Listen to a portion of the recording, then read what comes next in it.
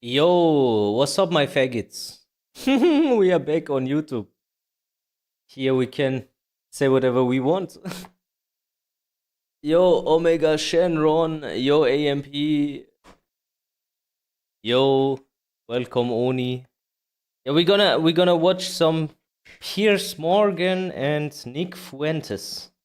That's gonna be. I hope there will be some funny fucking shit happening, bro. Like some funny topics. I hope he's gonna make his boomer brain explode. Let's see. You've seen it? Don't spoiler, please. Don't spoiler. No spoilers, please, bro. I waited for this for such a long time. Because I knew it was gonna happen. Okay. Do you have your pizzas? Do you have your fucking this and that? Do you have everything? Alright. Let's get it. Why YouTube?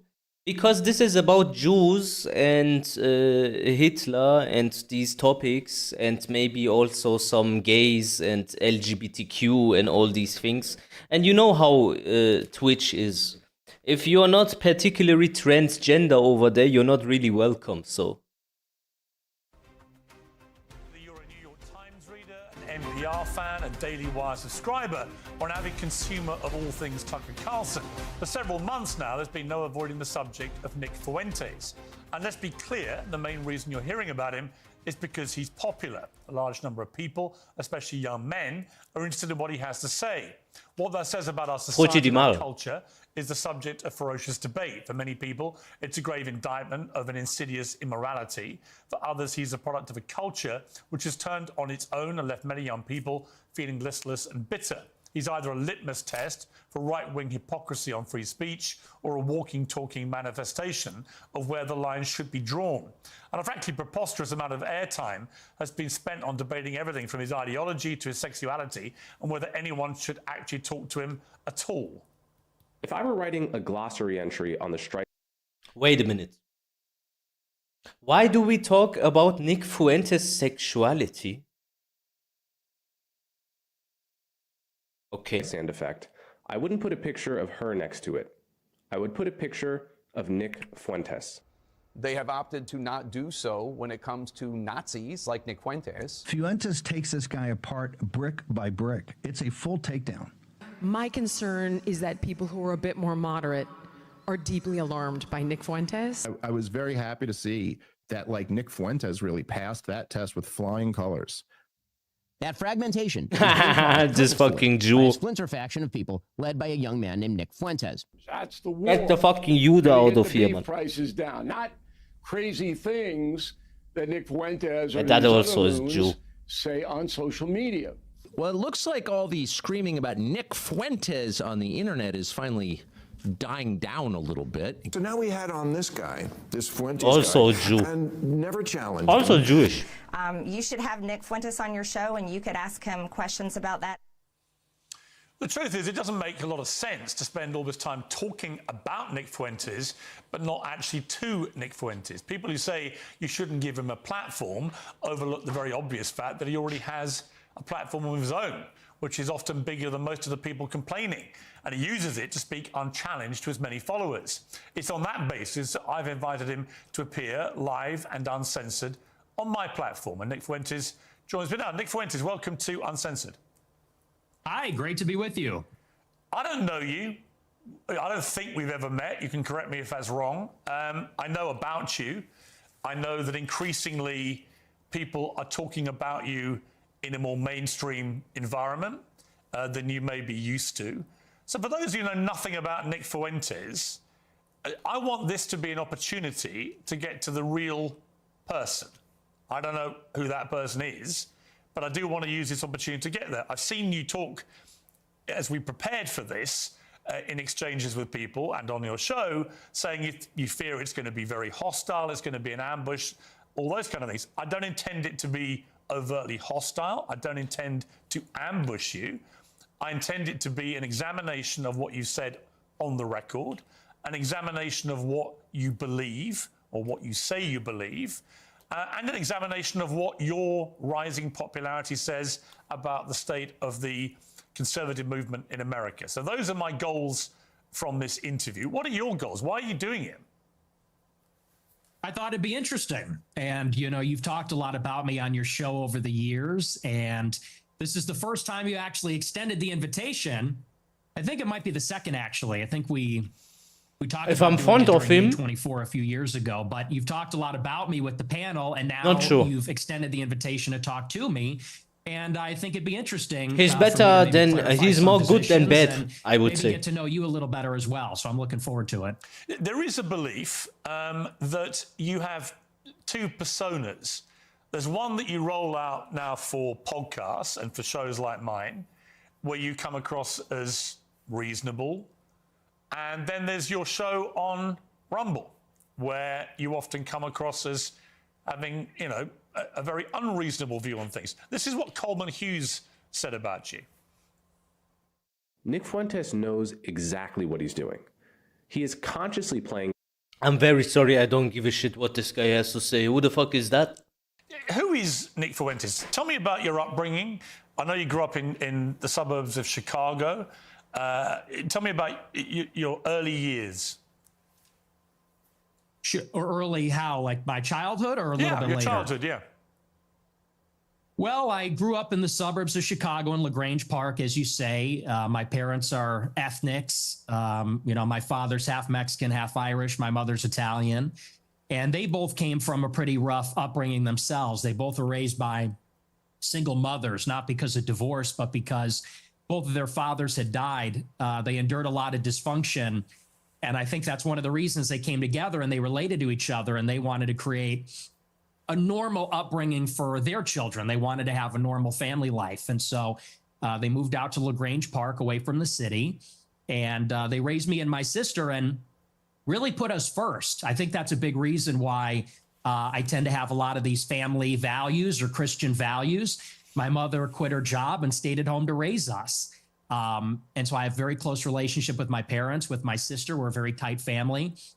And we grew up in a pretty idyllic town. And maybe we can sort of get into a conversation about politics from this. I loved my upbringing.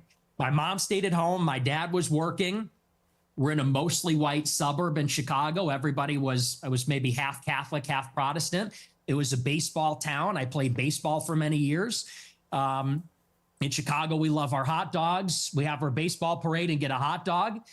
And so I love where I came from. I love the city. It's a working class city. I love the people here. They're very good, humble, down to earth, decent people. And I guess I had my political, not to jump ahead, but this is a big part of where my political awakening came from. I sort of left this bubble, if you could call it that. When I went to college in 2016, I went to Boston University and I read a lot of things online and I realized the country does not look like LaGrange Park. It doesn't look like Western Springs or Hinsdale or Elmhurst. It looks very different. The country's undergoing a radical transformation because of immigration. And so I saw that and I said, this is not really a desirable change. I don't like the south side of Chicago or the west side or LA or certain parts of Boston. One question to the viewers. Do you think in your country you have too much immigration?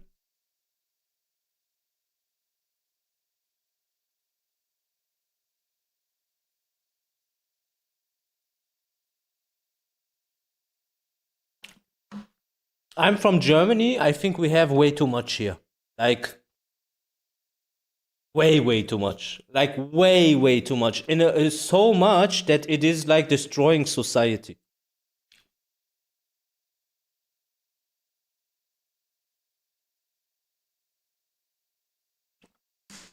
Germany is cooked.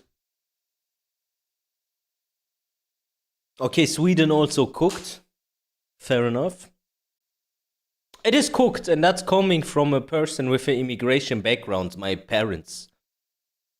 I am born here, but the reality is still there is too much immigration here. You can say that as an immigrant because people they look at you and say, look, he's an immigrant, and well, then how about you go out and stuff like this? You know, these low IQ talking points, but just factually observing reality is that there is too much immigration. But the thing is, the immigration has a cause, and the cause is that the Jews want to annex the entire fucking Middle East. They started with 9/11 to convince the Americans to fight the wars for them, lied about weapons of mass destruction in Iraq and so on and so on. And then they create a refugee crisis. And then because they own these politicians with Epstein through child sex trafficking, then they open all the borders, and then the people living in that country finance the destruction of the Middle East, for example. And then those people come into their country, and they are basically paying for the immigration. You know, they pay for it. And as much as I like where I came from, and I guess that's what made me an American nationalist. I said, I want to preserve my home and the things that are familiar to me and the things I like about my home, what makes it America. So that's a little bit about my background. I don't know where you want to go with that, but well, that's kind of where I came from. My first obvious question is, were your parents immigrants to the United States, or were their parents, or were their grandparents? In other words, at some stage, I presume there were immigrants in your family who came to the US. Is that correct? There were. I believe my mother was fourth generation and my father was third generation. So their ancestors came here on my mom's side in the 1860s, I believe, the first wave of Italian immigration. My father's ancestors, I think they came around the turn of the century in 1900. So your view of immigration, and we'll get to the specifics about your views on immigration, are they not affected at all by the fact that if it wasn't for immigration, you wouldn't exist? Remember when I didn't watch this yet, but I know how the Zionists and all these like retards argument. So when you as a fucking immigrant say there's too much immigration, they start to attack you. As an American. Well, I would certainly exist, but like you said, maybe not as an American. Certainly that's influenced in some measure. But I think I would be okay. I didn't say immigration anything that we had for a long time in the country, it's different than the immigration that we have now. And let's just say for openers, it's different immigrants. They're coming from a different place with a different culture, a different religion. It's not the same as it was. So first, you have a qualitative difference. My ancestors, for the most part, I have three European grandparents from Ireland and Italy, one from Mexico.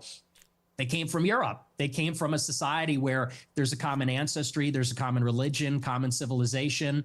The people that have come in since 65, since Hart-Celler, they're coming from China, India, the Northern Triangle, Mexico, Venezuela.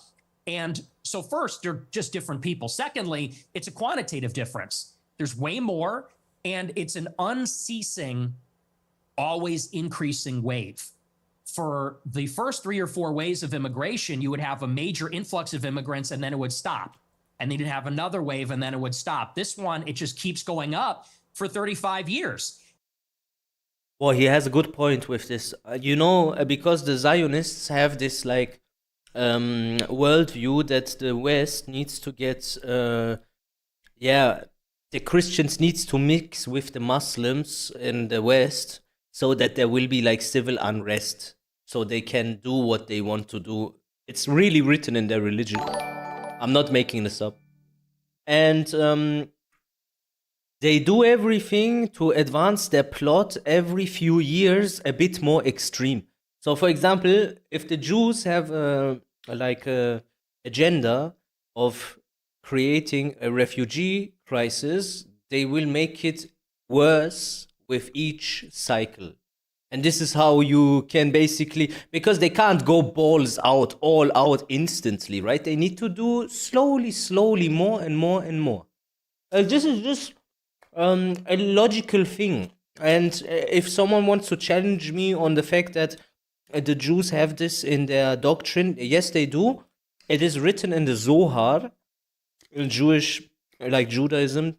They say when 9/11 happens, actually, like the 2 tall towers fall with the help of some man called Bin Laden, there will be a lot of wars in the Middle East, and that will cause a refugee crisis where the children of Ismail and Esau, that is Christians and Muslims for them, intertwine there, and there will be civil unrest. And it will only end in the coming of the Messiah. So, yeah, just go and look it up. And it's too many. So that's really where I would draw the distinction between maybe where I originate from. I would even just simply call that immigration. What this is an invasion. It's a completely different policy. But you mentioned, can't even call it the same thing. But you mentioned Mexico in that list, and your father is half Mexican. So yeah, I mean, by your criteria, part of the invasion would include your father, presumably, and his immediate descendants who came from Mexico. Not really true, because when Why my do I care father's so much? ancestors came here, it was Why a not? small fraction of the total immigrants that came from Mexico. I don't believe that we should have zero immigrants forever, or even zero immigrants from non-white countries. But you have to draw the distinction. My father's father, he was here in the 40s and 50s. It was his parents or Immigration is good as well, especially for the economy. Yeah, but I do disagree because you can't say, hey, this is like the status quo. They do wars in the Middle East and stuff and create a refugee crisis. And then all the immigrants come, you destroy their home country, and then you say, yeah, but the economy does better. Overall, it is bad for the world. Just because individually in a country there, then the economy flourishes better because of the situation doesn't mean the situation is right. Because you will have negative sides somewhere else. Overall, it's bad. I believe either his parents or grandparents that came here even earlier. Another thing which is not talked about, another thing, when you have a situation where you basically, okay, let's say I am Palestinian, okay? And I know that, okay, the Jews, they control the West, and the politicians, they are pedophiles, they go to Epstein Island and they get blackmailed so that they do whatever they tell them. Okay, fair enough. Then the tax money of the people working in that country, what you mentioned with the economy, that money they take then, and then they fund the war in the different countries, Palestine being one of them. And now you create this need for people to flee their own country towards people that fund the destruction of their country. Now, not every individual of these people is a smart human that can see through all of this. They will come with hate. And then they come with hate and behave bad.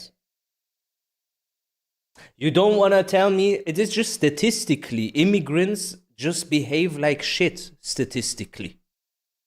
But when you fuck their life and you kill their fucking sisters and whatnot, and then they come to you, then obviously they will not behave right. Some of them do, but a lot of them don't. Most of them don't care about the politics. Yeah, bro, but talk to an Iraqi about this. Even if he doesn't care about politics, you don't know the reality of these people. Imagine you living in your country currently. The US just says your country has weapons of mass destruction with Netanyahu in Congress. They come invade your country and fuck you up over 9/11 and WMDs, even though you didn't do it and even though you don't have it. Everyone knows you got fucked. They kill 1 million people. And then you want to tell me, yeah, but they don't care about politics. You don't have to care about politics if someone kills your sister. 90% of the immigrants were coming from Europe. I have no problem with that. If we have 10% of them coming from Mexico or Latin America, maybe that's reasonable, but that's not what it is now. Now you've got 10 million illegals in 4 years under Joe Biden, and you got millions more legal immigrants from China, India, Venezuela, El Salvador, and it's so many with no break for assimilation, and they're all from non-white countries. It's transforming what America is. And again, that's the distinction. That's what makes it unacceptable. I always believe everybody is a product of their environment. Right? I've interviewed thousands of people. Maybe 3,000, 4,000, 5,000 people from all different walks of life. But the one common theme I would say is everyone's a product of their environment. I emphasize with immigrants, even if they come with issues. The thing is, saying that you don't want so much immigration is not equal to not emphasizing with them. I see it in the following. When you go to the doctor, do you ask him to remove your pain or do you ask him to heal you? When you just ask for painkillers, you're just covering the symptom. If he really checks what you have, he will remove the cause.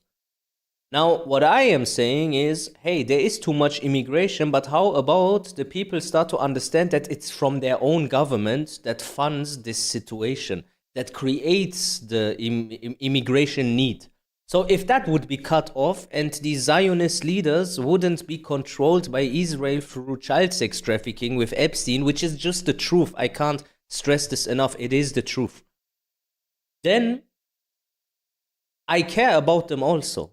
Like, it's not like I don't care about them, but I don't want to just talk about the symptoms anymore. I want to solve the cause.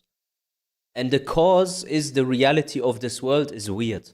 Our leaders, world leaders, you can't deny something ain't normal. They are all blackmailed.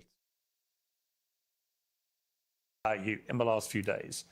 There was an episode of your podcast where you talked about your father, Bill Fuentes, and how he wouldn't take the family, including you, to certain restaurants because he believed they were associated with African Americans. We would be deciding where to go to eat, you said. What are we going to do for dinner tonight? It was a running joke. Me and my sister would say Applebee's, and my dad would say we would never eat at Applebee's. Not in a million years should you be caught dead, Fuentes said about Applebee's. Go to a different restaurant, a local restaurant. No Applebee's, no Red Lobster. That is commonly known as black fare. And you also shared another story about your family and restaurants. Said, before me and my sister were born, my family had a saying about Olive Garden that contains the N-word that we're not allowed to say. Don't you think Muslims need to take some accountability for the insane way a lot of them act when they get here?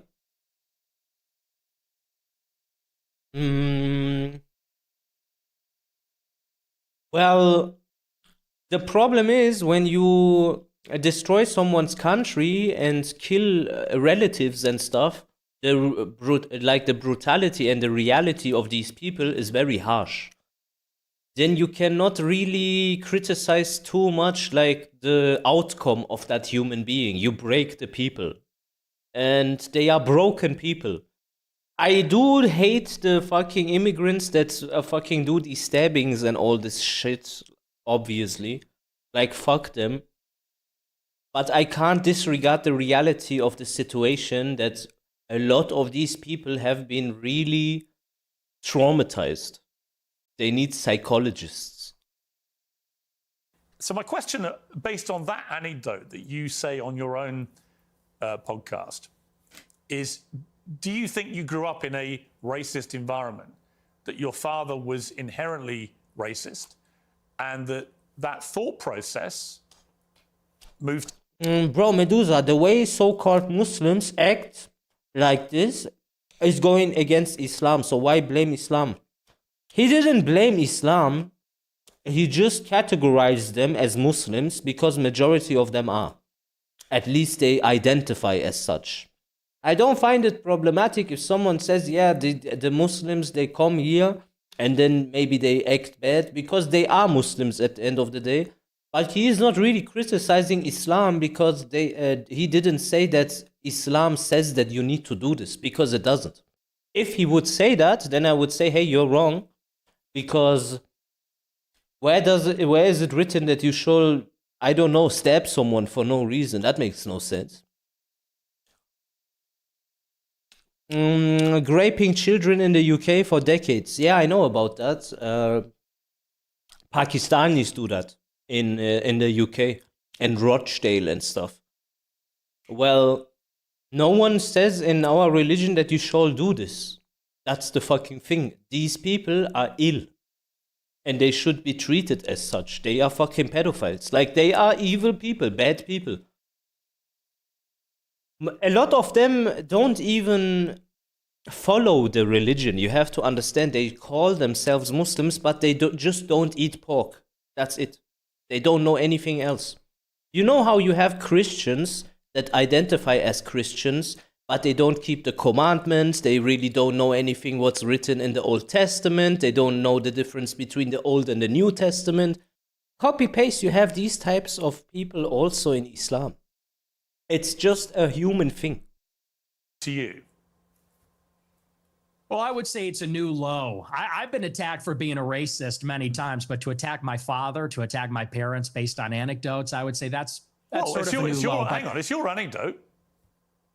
Yeah, but he's not here to defend himself. You are. And my parents are. You told the story. And I will. And I'll I'm not trying to ambush you. As I said at the start, Nick, to be clear. No, it's not an ambush. Nick, to be clear, I think everybody I'm not understands. ambushing you. I'm literally reading an anecdote that you revealed on your podcast. It's you that's put it in the public domain. I know. I'm simply asking you whether my assessment of that, which is that your father didn't want to take you to certain restaurants because of what you refer to as, they were commonly known as black fare, whether that, attitude to African Americans in that instance permeated to you. It's a reasonable question. Yeah, no, like I said, I think everybody knows what that is, but I'll address it. I'll engage with it, and I'll defend my father from the charge of racism. Sure. No, my parents are not racist, and they've never been racist. I'll tell you about my parents. They used to have a school in Chicago in the South Loop where they instructed people on how to shoot firearms. It was a security school, and most of the clients were black. You know what the problem with racism sometimes is? The definition of it. Let's say you see a people and they do a specific thing, overrepresentative of the rest of the humans. They specifically are known for this. It's called a stereotype.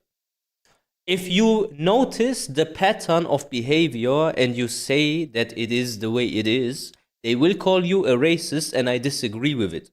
Because pattern recognition is not racism. And I believe actually one of their clients was Larry Hoover's son at one point, sort of a funny story. And so most of their clients would come in from the south side of Chicago. My grandmother, she grew up in the projects in the city. And so my family, being in Chicago, being ethnics, being Italian, Irish, Mexican, in the west side on Taylor Street, all over the city. My family for many generations have lived near and around black people. And look, my views about black people and their views about black people are shaped with experiences with black people. And what they will tell you, what my parents would say if they were here, is that for many, many years, the older generations of black people were very respectful, very humble, very decent. In fact, my grandma used to have an anecdote. She grew up in a lot of dysfunction. Her mother was mentally ill, and they would be having dinner in the projects, and there'd be so much chaos and dysfunction and disagreement and fighting. And she would— So, for example, this black people situation, before he keeps going, I will tell you like my view. You have a lot of black people in NA, specifically the American black people, that they just behave like monsters, I have to say. It's a big part of their community. They call this black culture. But what is black culture? You know, like this, like looting, robbing, stabbing, money, bitches, you know, this rap culture.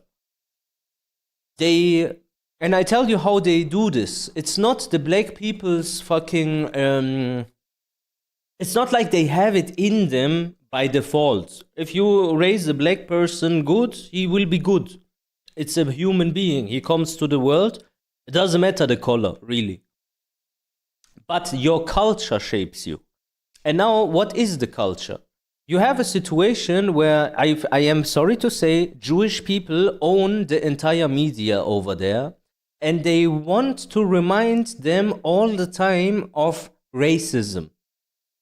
So they do that through the education system, and all the time the N-word, N-word, N-word, this and that, slavery, this and that. And then the rap music, who do they choose? For the females, they always choose strippers.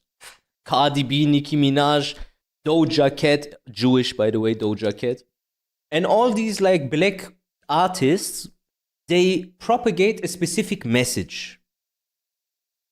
So this message, what they are propagating, what I am stressing is not coming from the black people.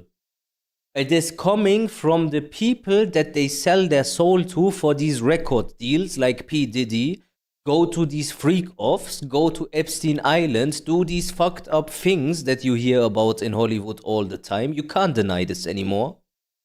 And now, you gotta be like, okay, they want to put visually into the brains of the children specific imagery. When you look at the imagery, it's always about violence, money, hedonism, just very carnal behavior they show there all the time. Over-sexualization, etc., etc. You already know the music industry over there. And then these black children, they take these like artists and idolize them. And once they idolize them, they also idolize what they are standing for. And when they do that, they adopt that lifestyle and that thing they get subjected to through the media all the time and deploy that throughout their lives. So now you have a situation where it's called social engineering. They are getting groomed into this. And I would like it to stop. Not only for the sake of everyone else, but for their own sake. It's not a racist thing to point out reality. That's it. We'd look across the way out the window at a black family in the other apartment, and they'd be holding hands around the table saying grace. And this is sort of the culture that used to prevail. But now what you have in the city is that there's no accountability for the black people. And now Chicago has become a complete dump because these teenagers go out and they take over the city. They call them teen takeovers. That's the euphemism for it. They're teenagers, but they all come from the same neighborhood. They drive up there and they mug people and attack people and they destroy cars and destroy shops. We had the Festival of Lights a couple of weeks ago. It's supposed to be a family event. And they light up the trees and they, there's a big parade. I was in the parade one year and you had a bunch of black people there shooting each other. 7 people shot, a 14-year-old killed in the Magnificent Mile. And I know there's a lot of black people that feel the same way about this. Do you want me to explain to you what Tariya is? The real, because I saw people start to talk about this, I explained to you Tariya. And so through the times where the religion, so Islam basically spread, it branched out into 2 big sects, right? Sunnism and Shiaism. The Sunnis claim that the Shiaism originated through a person that was Jewish and converted into the religion and changed it. And over time, there was this hostility. Sunnis would kill Shia Muslim, and Tariya comes from Shiaism. It's not something that is in the general Quran or something like this. It is something from the Shias where they are allowed to lie if in case their life is under threat. That is Tariya. But not the way they try to explain. Like, for example, most people think Tariya is now I am like walking and there is a non-fucking Muslim and he asks me something and then I willfully lie to him. No, we are not allowed to lie. There are the specific situations under when your life is under threat. That's completely different from what most people think. That is Tariya. They say, we've lost control of the city. And we're looking for accountability. We have a lot of black people that are always outraged about racism, outraged about attitudes from white people, but they're never ashamed of some of these behaviors, never ashamed of some of the things that go on. And that's why I think there's a lot of negative attitudes these days. And so, again, I think those attitudes, you say I'm a product of my environment. I am. And so are my parents and my grandparents. Unlike you, because you're not even American, in Chicago, we have to live in a big, diverse city where there's a lot of different kinds of people. And I think anybody in Chicago will tell you the same. I live in London. It's one of the biggest and most diverse cities in the world. But it's not the same. This, for example, I think is the biggest gaslighting that humanity is basically going under at the moment. And so now try to follow this, because this is a very high IQ take. Not everyone can even fathom what I'm trying to say, but I try. The Jewish people have no homeland, right? They are very diverse because they come from every place in the world. Every country has a Jewish community. Now, these people are in control of your government. And what they do is they destroy your national sovereignty and then create a melting pot. They first do it in America as a project and then copy paste this over to Europe. So now being a nationalist is being a Nazi, and saying, like, just observing what is happening to your country is being racist. Okay, but now I am Iranian and I'm not German, and I say, hey, the Germans should have nationalism. It's okay, everyone should be allowed to. Because why is it that I don't know, Uganda is for the Uganda people, Nigeria for the Nigerians, but when a German says Germany is for the Germans, then that's racist. That's so bullshit. It's racism against white people at this point. It's like reversed. And now you be like, okay, the people have no national identity anymore because everything is wishy-washy. Everything is just mixed, intertwined.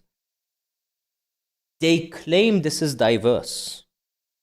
But how is it diverse when I basically make France, Francistan, Germany, Germanistan, America is whatever the fuck it is, the fucking Middle East gets bombed, that is supposed to just get annexed, and best if Israel can fucking take Palestine and Iraq and Libya and Lebanon and blah and blah and blah and blah. And now you have a situation where you like, okay, where is the diversity? When I am in Europe, if I go to France, if I go to the UK, if I go to Germany, it's everywhere, it's the same vibe. You don't go to Germany anymore. You don't go to France anymore. Just go and see what they did to the countries. It's like they are not even allowed to exist as their own people. And that's just the reality of the situation.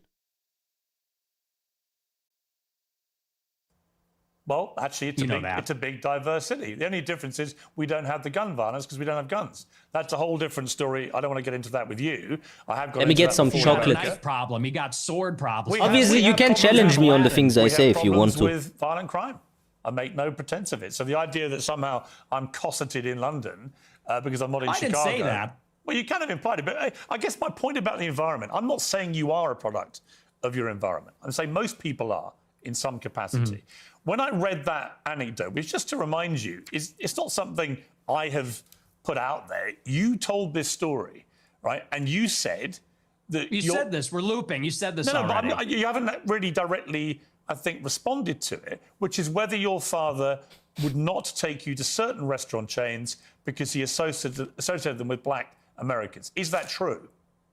No. Well, you wanna know where the word Iran comes from? Land of the Aryans.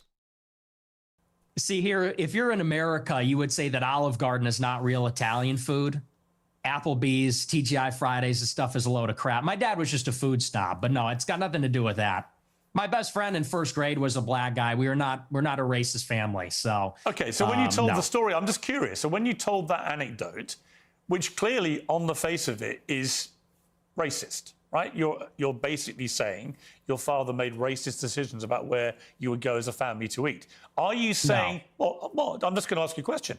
Are you saying that when you told that story, you didn't mean to infer that he was racist? And do you understand why when somebody like me reads that Aren't you an anecdote immigrant for the first time, yourself? as I did this week, I am reach a born here, different but I conclusion. would still call myself an immigrant, Well, I I would understand say. what you're doing, which is a sort I of will never making be of a murderer. German. How did he Never. become racist? Well, his father And I don't want did to. an Olive reading Garden. I'm He Iranian. said, that's not real Italian Hang food. on. No, This no, is just a I'm not- reality. What's with the I'm interruptions? Can I explain? I'm literally reminding you of something you said on I your know. show, which led me Well, to, and it- which it led was me to said in conclude a jest. certain thing. If I'm wrong, tell me. Yeah, it was said in jest as a humorous anecdote, and now you're trying to spin it into a narrative, which is his parents are racist. He comes from a long line of racists.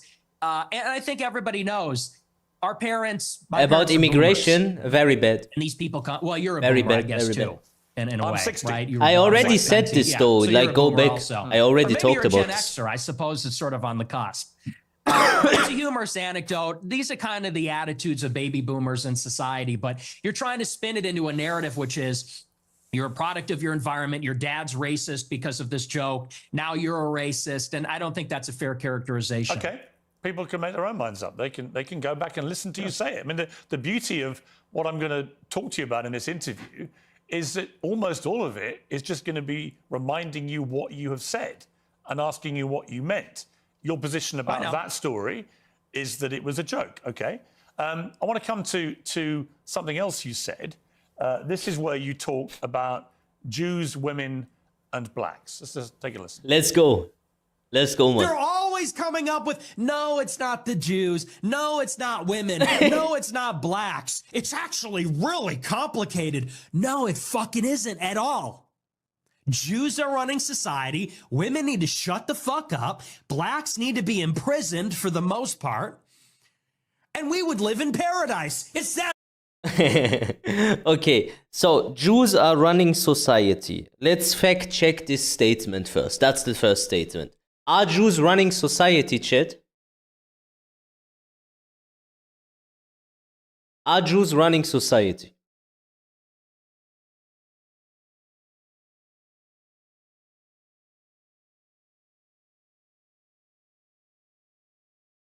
Is there anyone that has an objection with this just statement? Okay, so we conclude Jews are running society. Good. Then women need to shut the fuck up. So, what is the problem that the West has at the moment is feminism, right? This extreme version of feminism, destroying the family, nuclear family, the roles of the gender roles, etc., etc. Well, would I have worded it the way he says?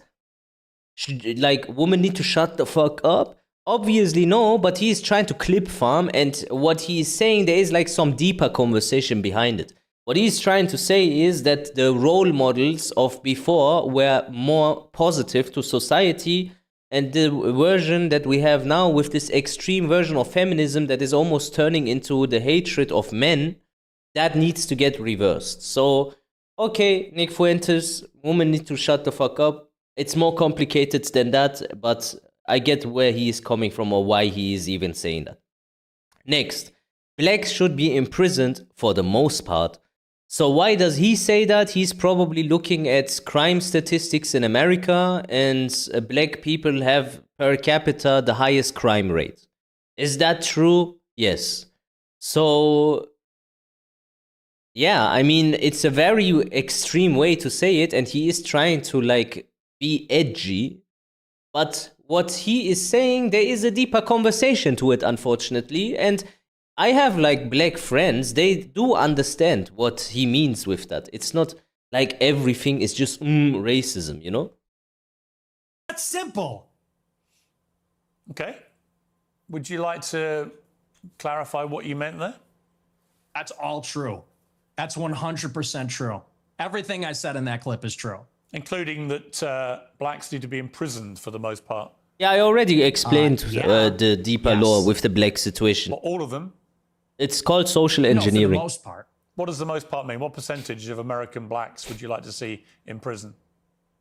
Whatever the percentages of the murderers. I think it's 1 in 20 black men will commit a murder in their lifetime. So maybe let's say that, 5%.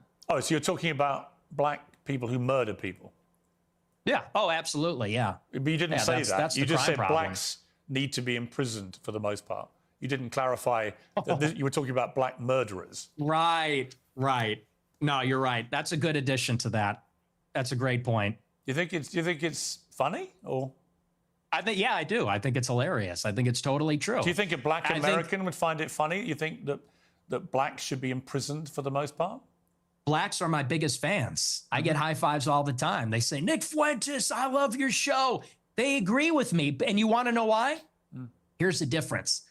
Black people are the most victimized by other black people. You think black people want to live in the hood and the ghetto and get shot all the time? That's what happens in the south side of Chicago. Good point.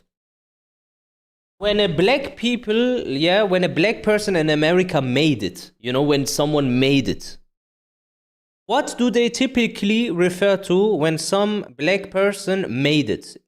It means that he made some money and went out of the hood. Yes or no? So basically making it is escaping that percentage of the black people that behave in that way, like in those rap videos. You should come here. I'll take you there. We could go to Garfield Park. My son went to Chicago Inglewood. University for a year, actually, several years ago. Yeah, that's a bubble. That's a bubble. You think you're in Chicago and Hyde Park? You don't know Chicago. Go a little bit west, see what it's like over there. And I'll tell you, black people agree with me because they're tired of it too. And maybe not most of them, but a lot of them agree with what I say about that because they know how it is. That's why the first thing they do when they make a little bit of money is they go and leave to another neighborhood. Okay, so what was just remind me again, the percentage of... What the fuck? I just said the exact same thing. Black men who commit murder in America. What was the percentage you gave me? It's 1 in 20. 1 in 20. It's 1 in 100. No, it's 1 in 20. No. Less than 1 in 100 black US men commit murder. That's the most up-to-date crime statistics in America. That's not true. I've seen other statistics. They say 1 in 20 will eventually commit a murder. So your rate means that you're saying that 5 times as many black men commit murder as the official crime statistics say. Yeah, there's a report, I believe, on X by Data Hazard. I'll have to go and double check that for you. But yes, there's some pretty shocking evidence that says that it's far more alarming than you would think. Okay, but you would accept that the official crime statistics are 1 in 100? Or you wouldn't accept that statistic? I don't know. I don't have it in front of me, but I've seen... Bro, just mathematically, just think about the situation, yeah? How many black ghettos do you have and no-go areas where there is like shootings and gang violence and like Bloods and Crips and this stuff? How many white neighborhoods you have with this situation? Now you make the math. How much is that gonna represent in the crime rates? That's just normal. They don't have that. Other evidence. Like I said, Data Hazard on X, I believe, kiss your heart, produced a report about a year ago. It said 1 in 20. But, I mean, whether it's 1 in 20 or 1 in 100, that's a lot of people, Piers. I mean, sure, this is a lot of white problem. people commit murder too. Well, they do, don't they? Okay, but it's about proportionality. I mean, white people are 65% of the population. Blacks are 13%. And I think anybody would tell you that more black people proportionally commit violent crime than white people, and people vote with their feet. People would rather pay a much higher property tax. Most mass shootings. What's with the interruptions? I'm sorry. Thank you. I appreciate that. You look at in Chicago, in New York, these neighborhoods are so stratified. People would rather pay a high tax rate. They'd rather pay a much higher property value to live in a less diverse, less black neighborhood because they don't want to live around the violence. And I think that when you look at even on the public transit, the subway, the blue line, people don't want to go there because they know who occupies and menaces the public transit. It is these people like Daniel Penny had to deal with. It's people like Irina Zarutska had to deal with. And that's just the uncomfortable reality. You've also said you don't want to live near black people. Let's take a listen to this clip. I'm a new generation of white person. I'm not living around blacks. Sorry. I want white kids, and I don't want my white kids bringing home black people to marry. It's racial for me. And call me racist. Oh, very Christian of you. I don't give a fuck.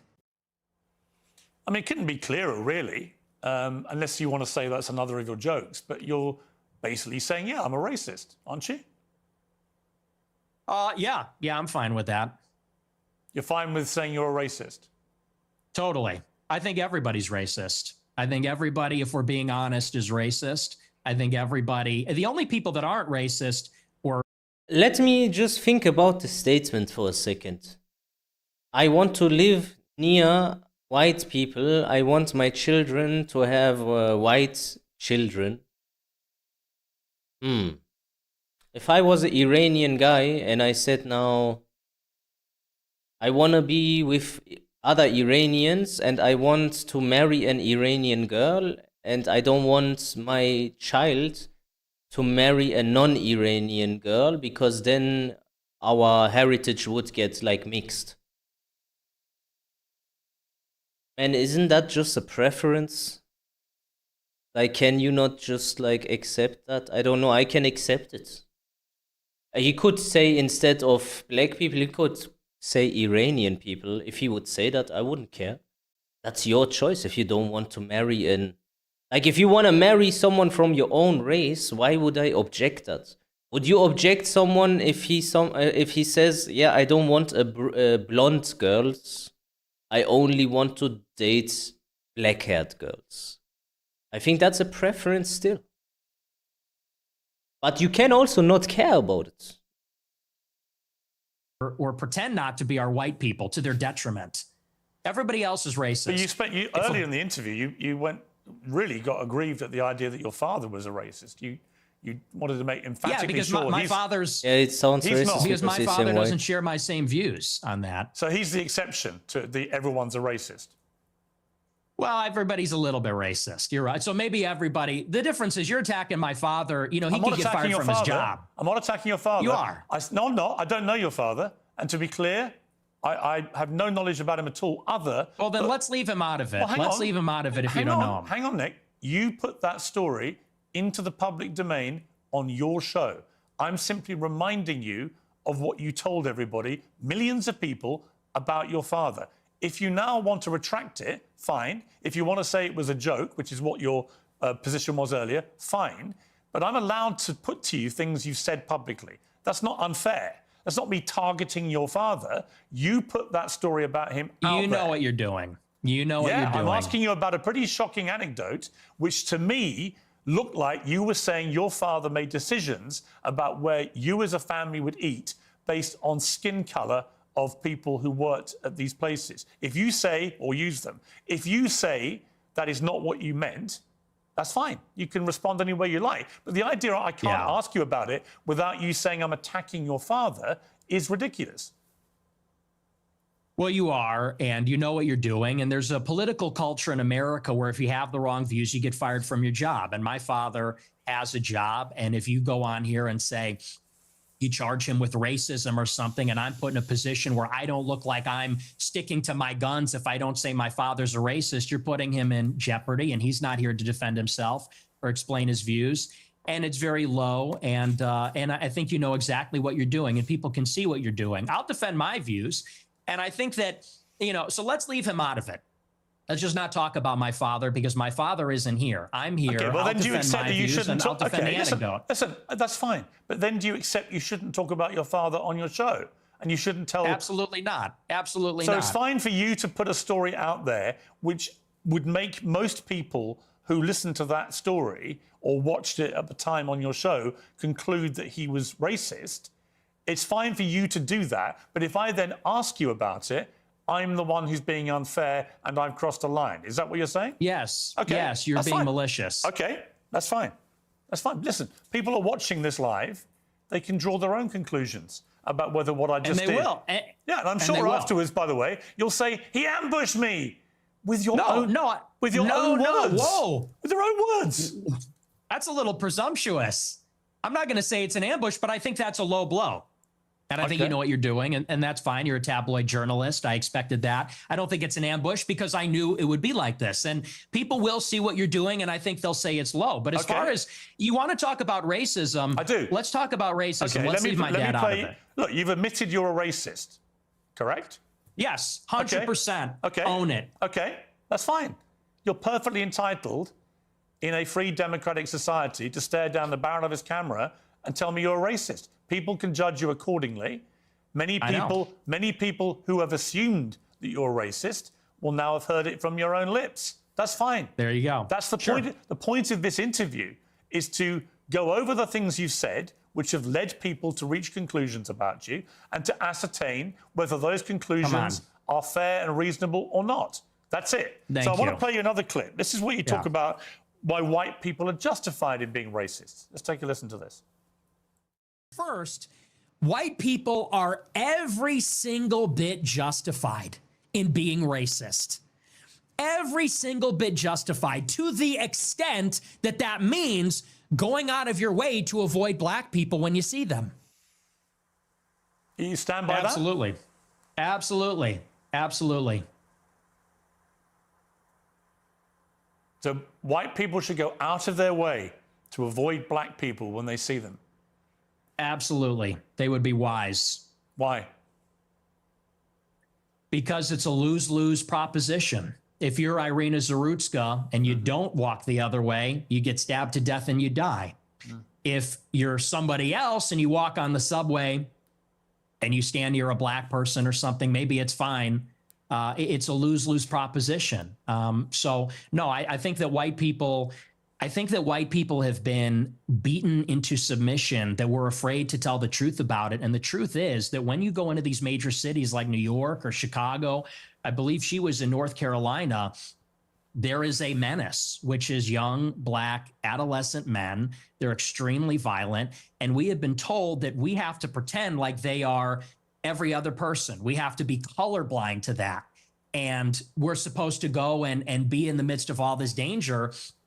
And I think that at this point, it's gotten out of control. You look at the BLM movement, they said that the reason that black people, are violent, or the reason there's crime, is because of police brutality, or redlining, or all these other things. They said we need to get rid of the police. We need to defund them. And a lot of cities did. A lot of cities like Chicago, for example, the police changed the rules of engagement. They don't chase them. It's not a felony if you steal a certain amount of merchandise. They won't chase them on foot. And now the city's totally up for grabs. And now, whether you're in the Gold Coast or whether you're on the Mag Mile or you're in the worst neighborhoods in the city, you might get shot, you might get mugged, someone might run up on you.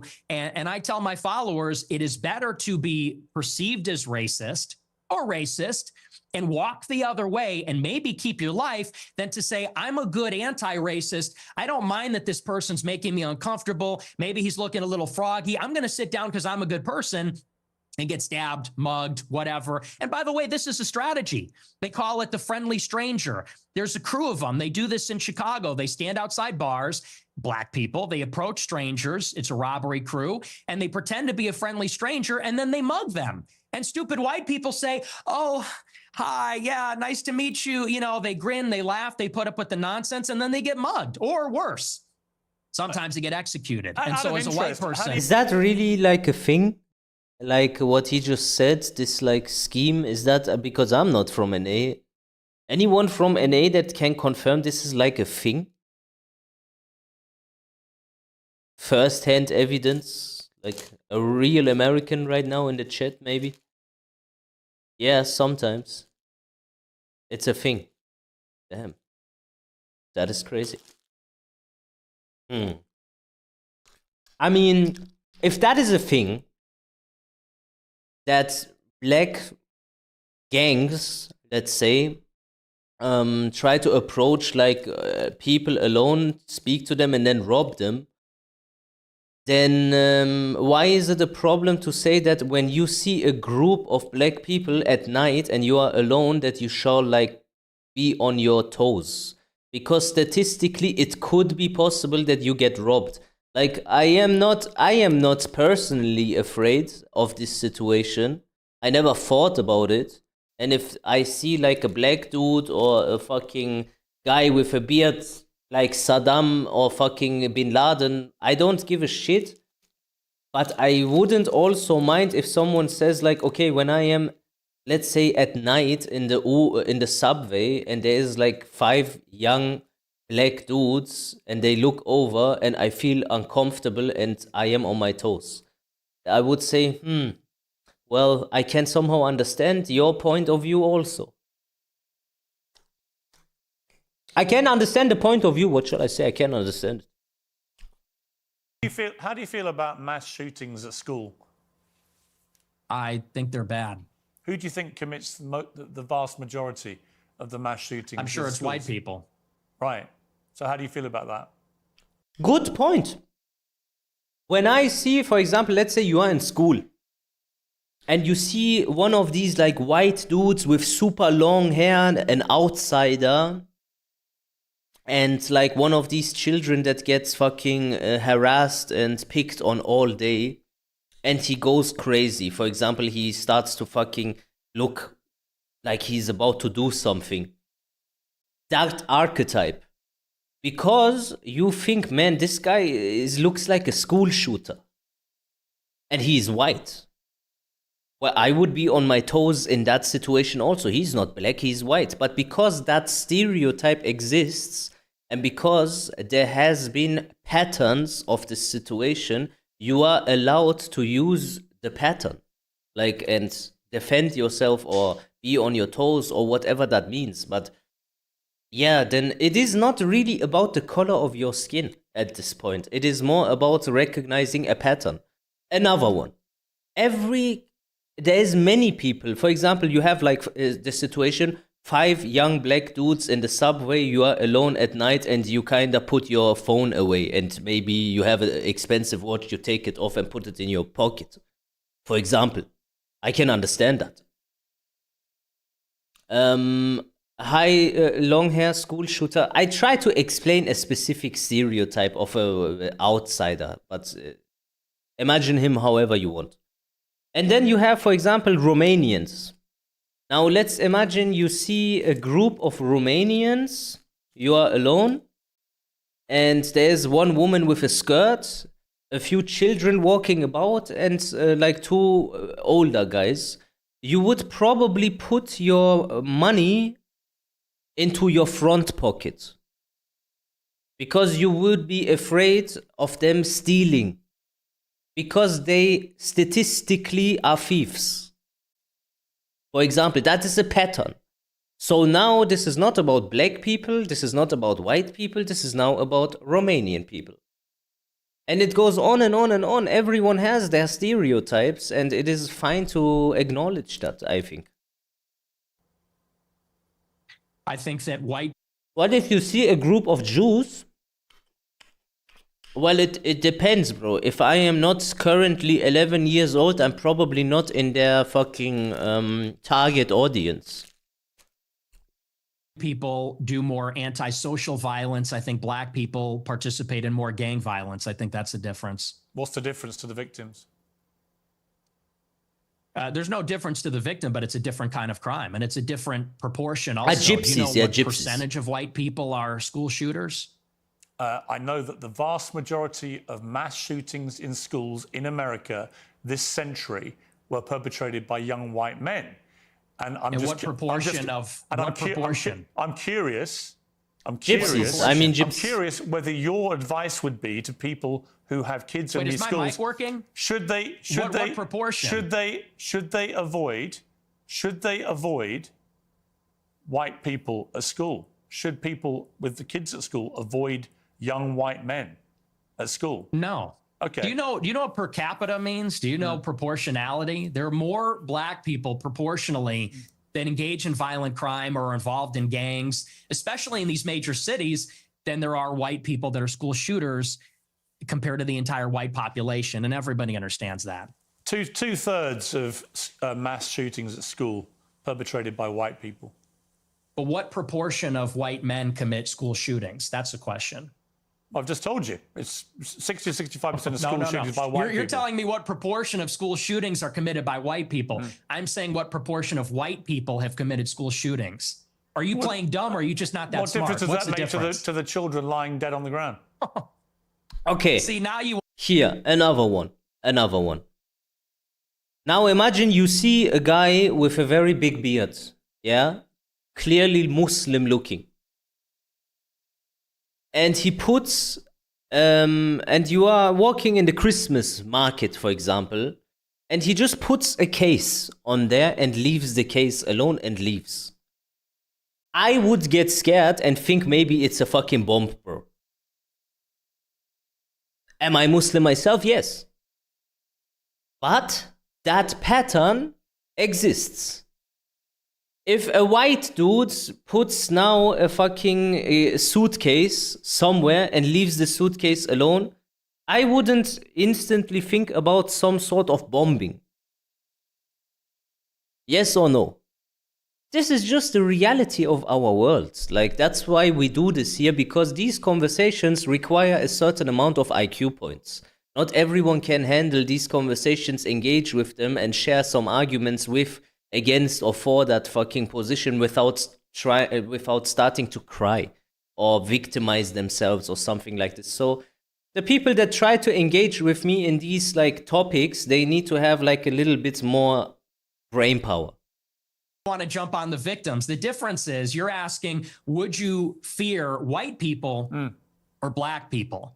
And that's the difference. The difference is in terms what I'm saying of to you is by your logic, if we now have agreed that the vast majority of mass shootings in schools are committed by white people and predominantly young white men, then presumably your advice would be to avoid young white men because they perpetrate these massacres. But it won't be because they're white, right?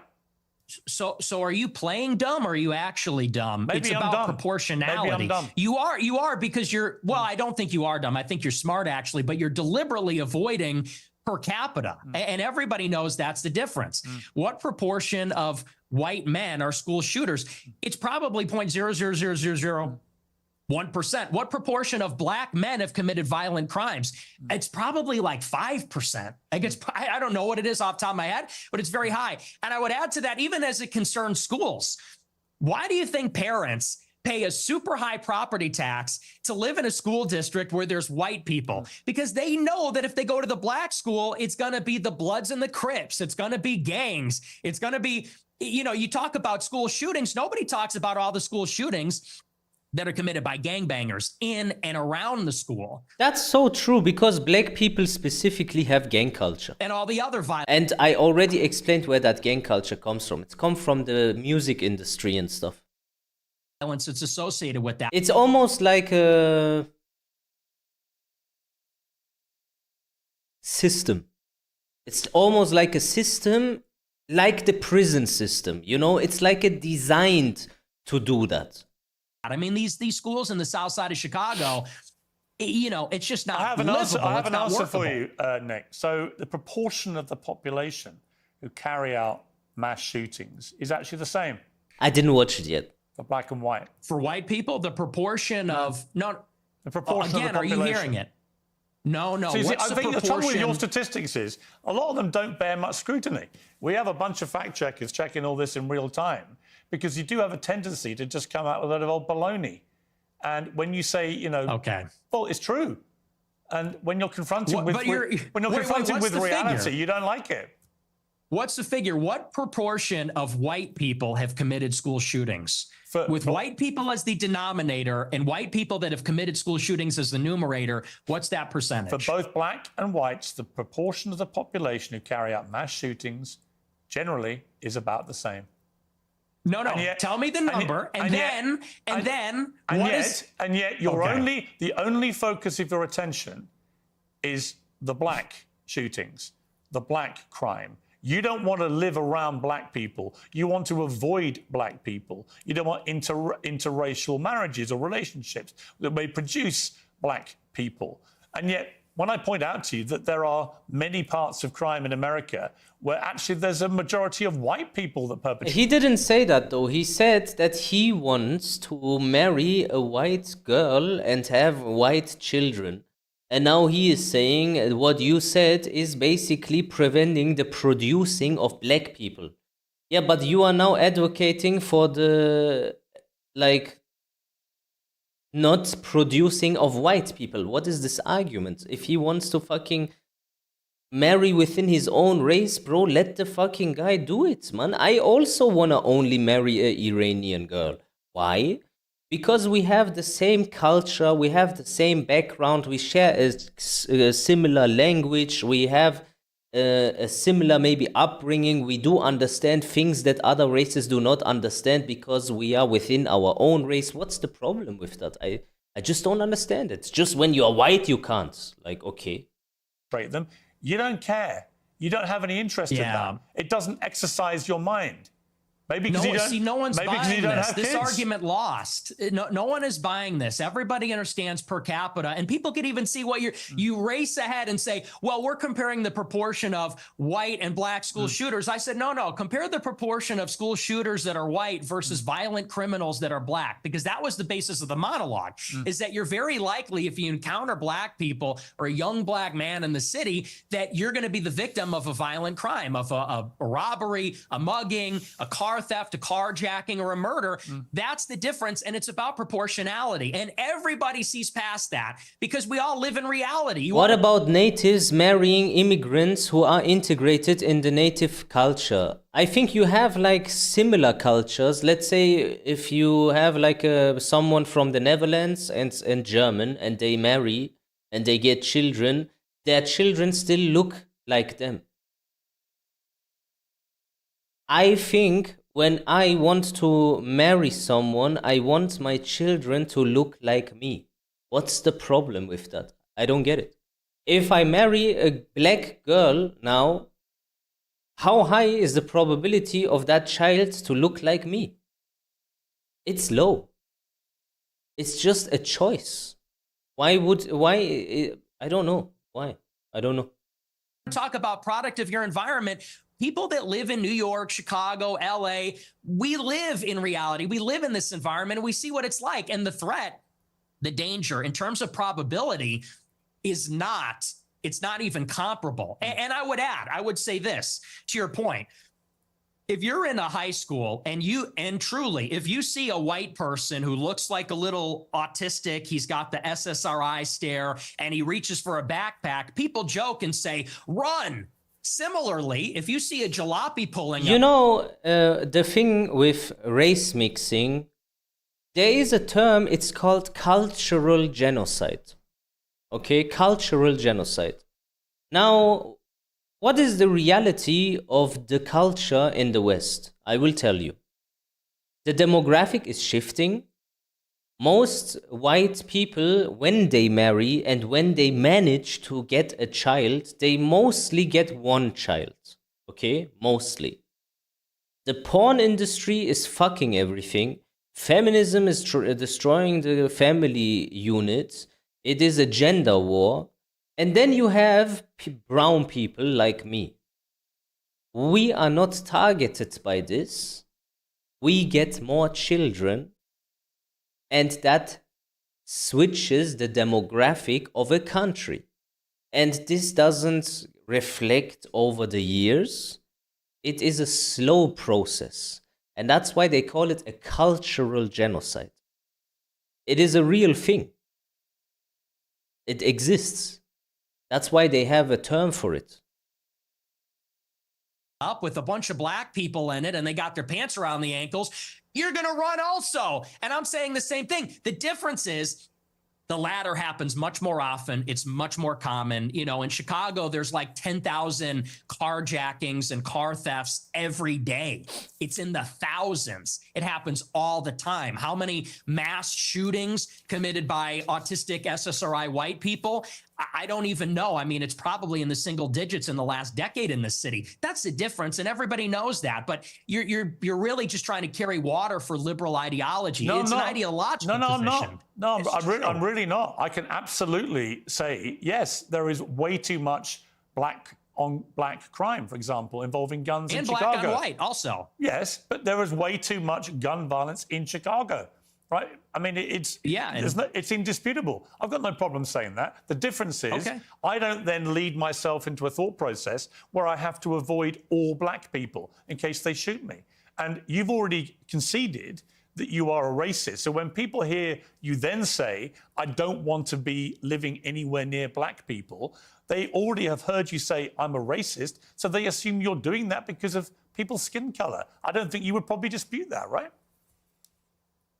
Well, you're separating two different things. The monologue, when I said I don't want to live around black people, that was after Irina Zarutska got shot. And it's true. I mean, they are largely in this city, in Chicago, the South Side, the West Side, huge criminal population, and I don't want to live anywhere near it. And I do. I want to live in a white neighborhood. I think that that's extremely desirable, and I think even Nick, black people do. Nick, you're perfectly entitled to that view.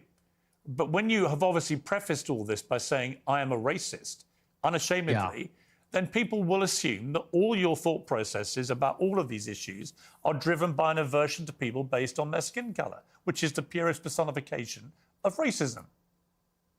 You know, I need to come back to the Jewish people. The Jewish people are very smart because they create words and because they own the literature and the media and they can write history the way they want through their omnipotent power, basically, in every aspect of society. They create words so you cannot engage in conversations that are topics in which they are pushing it. So there is something called Kalergi plans from Richard Coudenhove Kalergi. And this plan was basically about culturally genociding the Europeans and destroying the country of the people that they want to replace them with.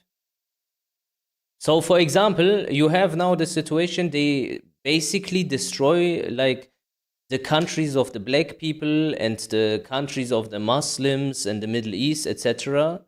Then they bring about the all these people and they reproduce more. They introduce to the people in the West.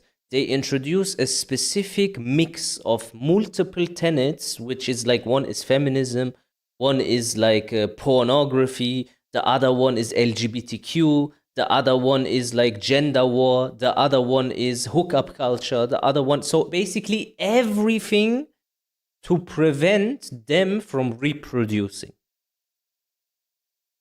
Now, when you do this situation, you have to understand they do that on purpose, to make us fight against each other. Figuring this situation out is problematic because when you now say what I said, they will call me a racist. Now you look into the history of the word racism. The word racism was coined by a Jewish person.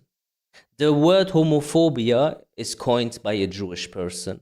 The word transphobia is coined by a Jewish person. So not only do they create the situation, but they also create the words that makes you not talk about the situation. How does porn prevent reproduction? Okay, how does porn prevent reproduction? When you watch porn, you get desensitized. Okay, you get basically desensitized to the female sexual energy, let's say. You get a different type of worldview and you tend to... You just do everything for sex. You just do everything for sex. So this like degeneracy, when they push it, that does something to people. Before, the thrill of sex was different. Now, sex is all prevalent. It's there everywhere, all the time, on every media platform, on Instagram, on Twitter. They own the porn industry, for example. In case you didn't know, all the big porn sites, they are also owned by Jewish people. And then they also create the hookup culture, and the hookup apps, for example, Tinder and Grindr, etc., they are also owned by Jewish people. And then you look into OnlyFans, and OnlyFans is also owned by a Jewish person. How detrimental was OnlyFans to society? How does it affect reproduction? Dude, men don't trust women anymore because they have the perception that they are all either gold diggers or whores. That does something. You can't deny that. And they do it on purpose. Well, it's not an aversion. I would say it's the opposite. I like my own people. My own people are familiar to me, and I think that's true across the board. I think that people seek out other people that are like themselves. And every other group does this, whether it's blacks, Hispanics, Asians. You know, I get a lot of attacks when I talk about that I'm against interracial marriage. And what's funny is that every other group is against interracial or interethnic marriage. Jews, but you're the Chinese, you're the product people, of an Hispanics. interracial marriage. Yeah, I mean, that's debatable. Not Let's really. say for the sake Not of argument, really. sure. No, you're the product of an interracial marriage, and your father is part Mexican. You're literally. For the sake If of you argument, truly believe it, it's sad. You just told me Yeah, you I want do. to avoid. What race is Hispanic? You don't have to be is sad. That a race? Just Well, what don't do you believe the think it same is? thing I do. That's all. I'm asking you, what race is Hispanic? Why is sad? Hispanic, of course, it's a race. It's called Hispanic. It's a mix between two races. It's a mix between indigenous Americans It's not and white, though, Europeans. is it? It's not white. Well, you're apparently you're more of a racial purist than me. You got like Not a really. one-drop You just rule keep thing saying you going, only want to kind live in a of. white neighborhood, but you're literally from a mixed race background yourself. You've literally and I got live in Mexican blood.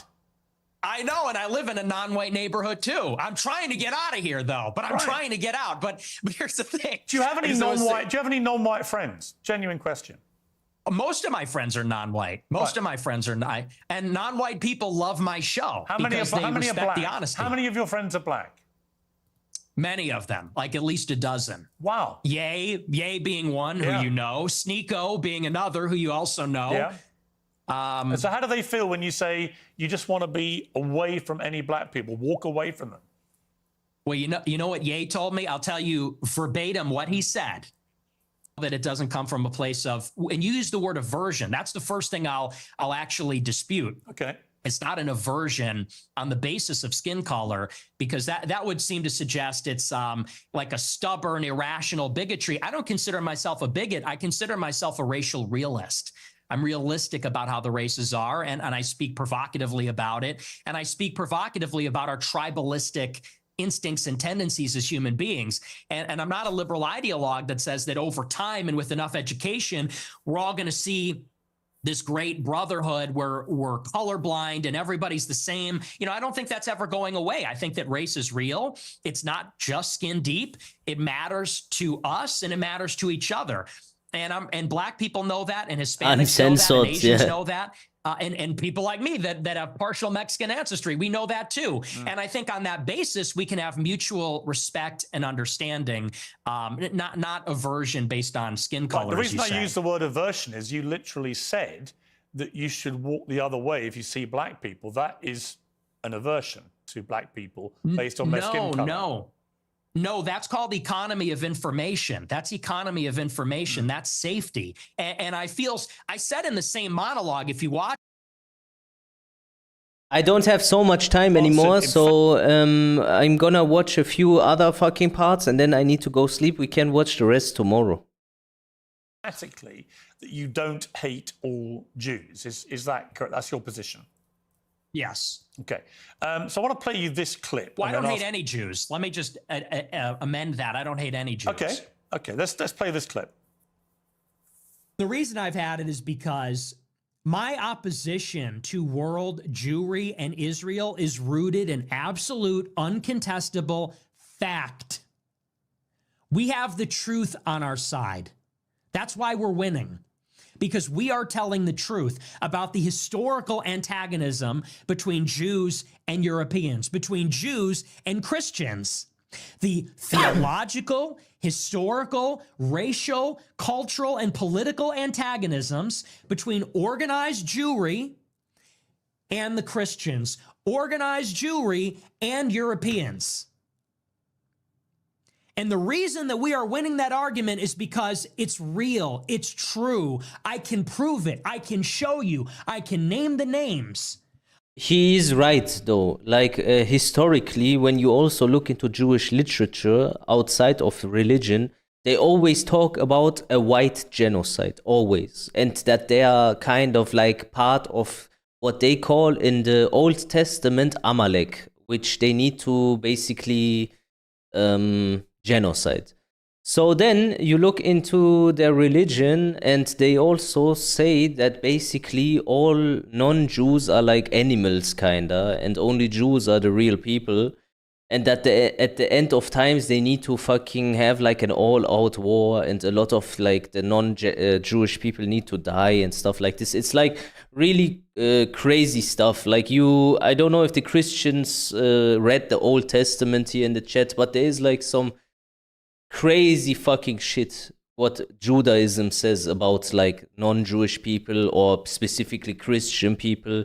They say like Jesus is a bastard and he boils in shit in hell, and Mary was a whore actually, instead of like everything that you say and we Muslims also say about Jesus and Mary, they say the opposite. So when you say she was a virgin, they say she is a whore. When you say, we say Jesus was a prophet, they say he was a prophet of Satan. When you say he is God, then they say, then how could we kill your God? Stuff like that. It's really crazy.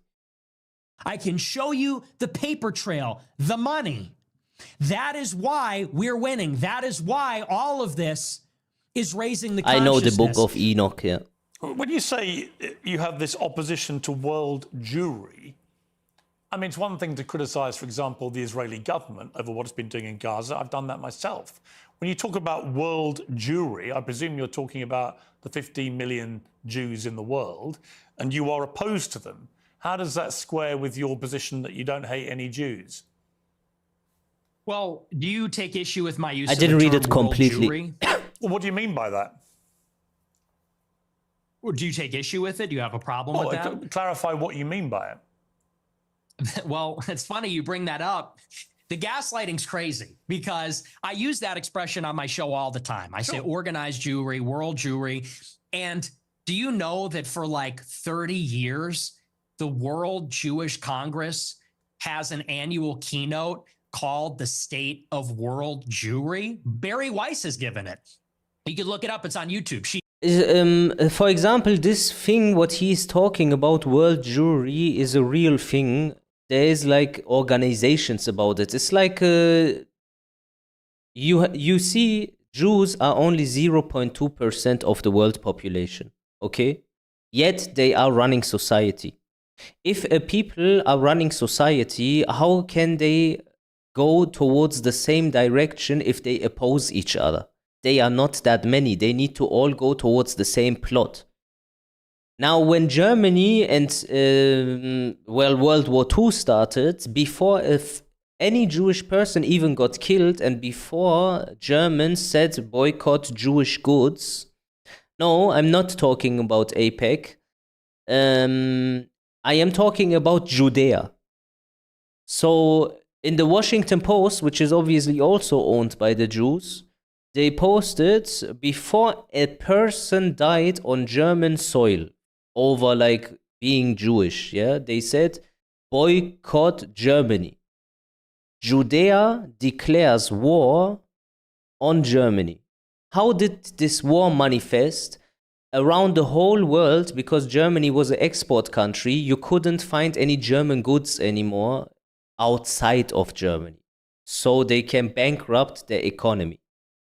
Do you understand what type of power, what type of movement you got to have as a collective to cancel an entire nation from the rest of the world? Do you understand? So this is what is world Jewry. Now there's another thing, for example, that this world Jewry does that is called the Sayanim, okay?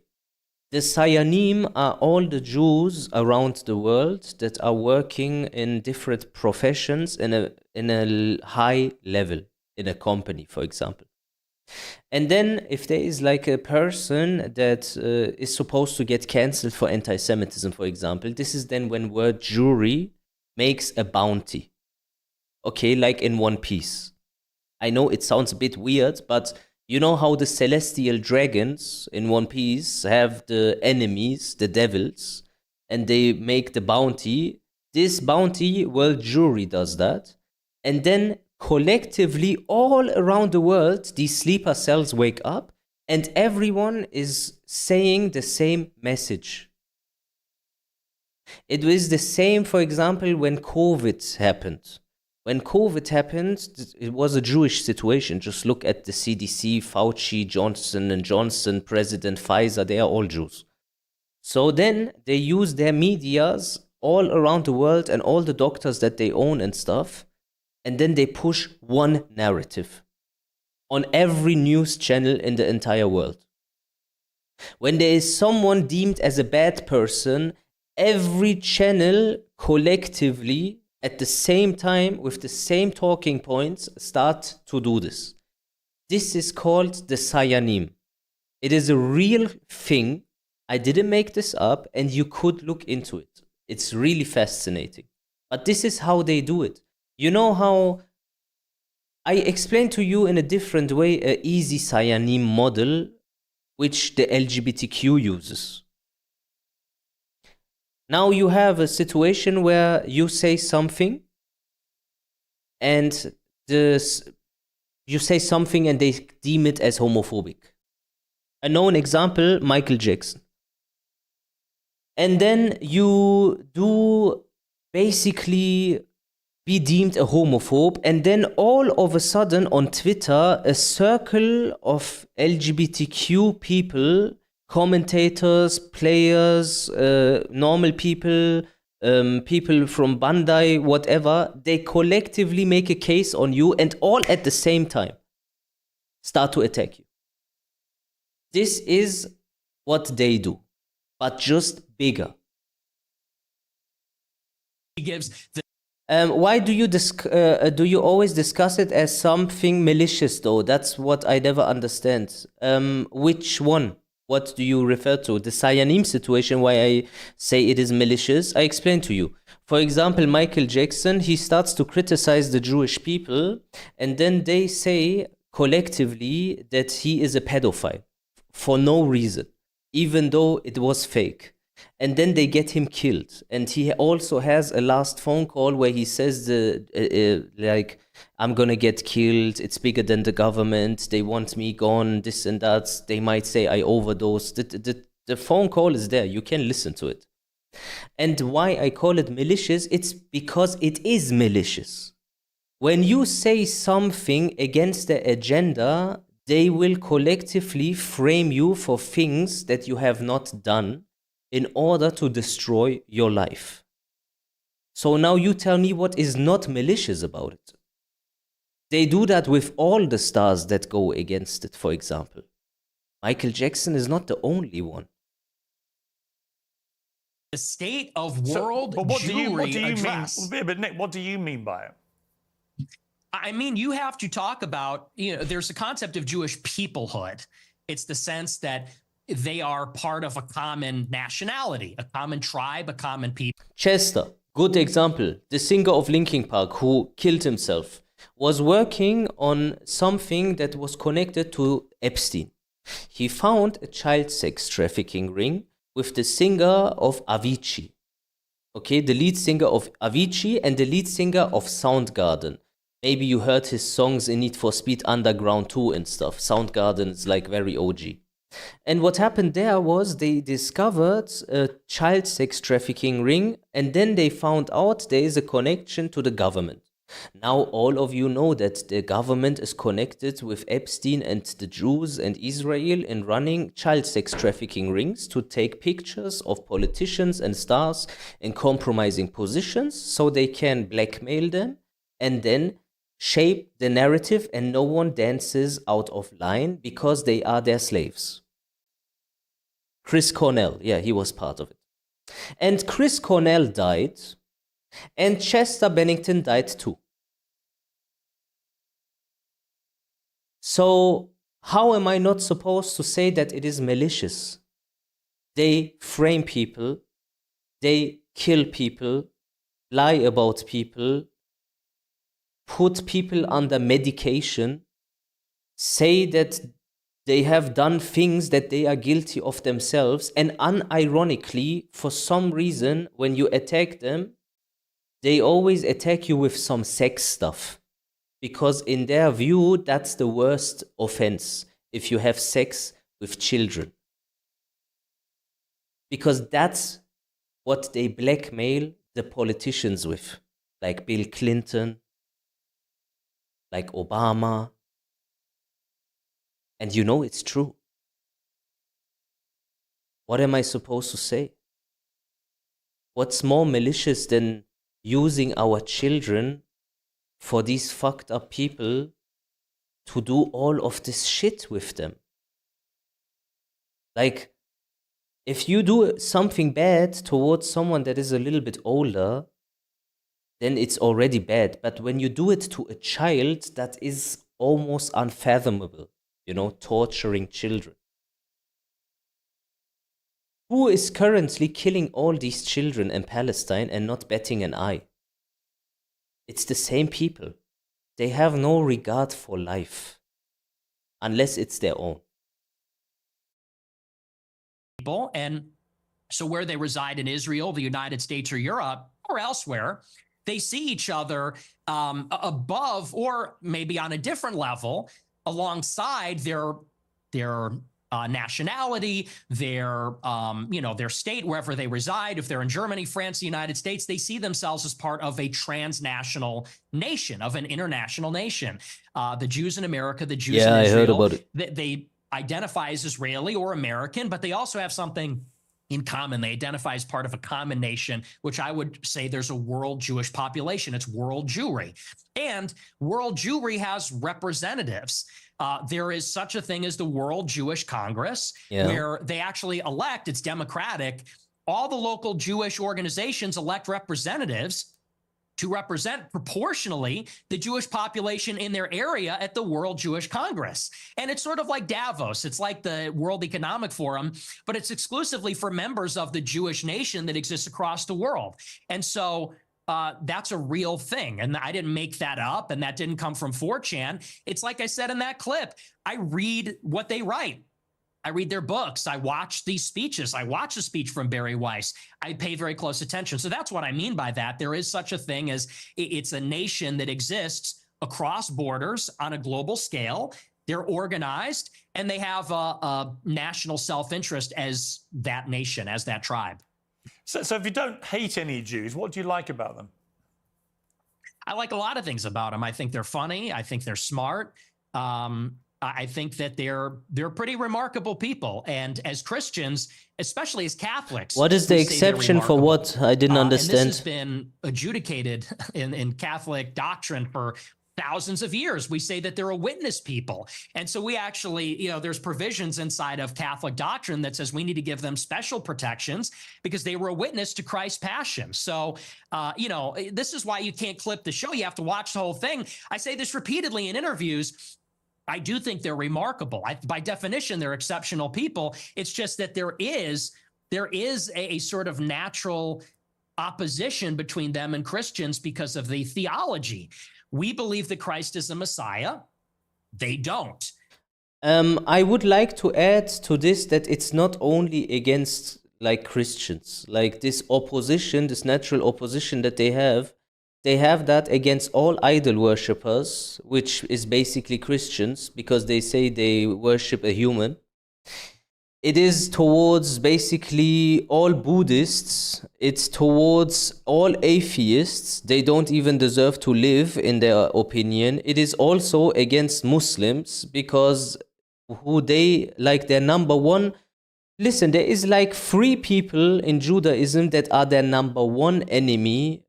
World Jewry. Like, a Jew lives and learns this at a very young age.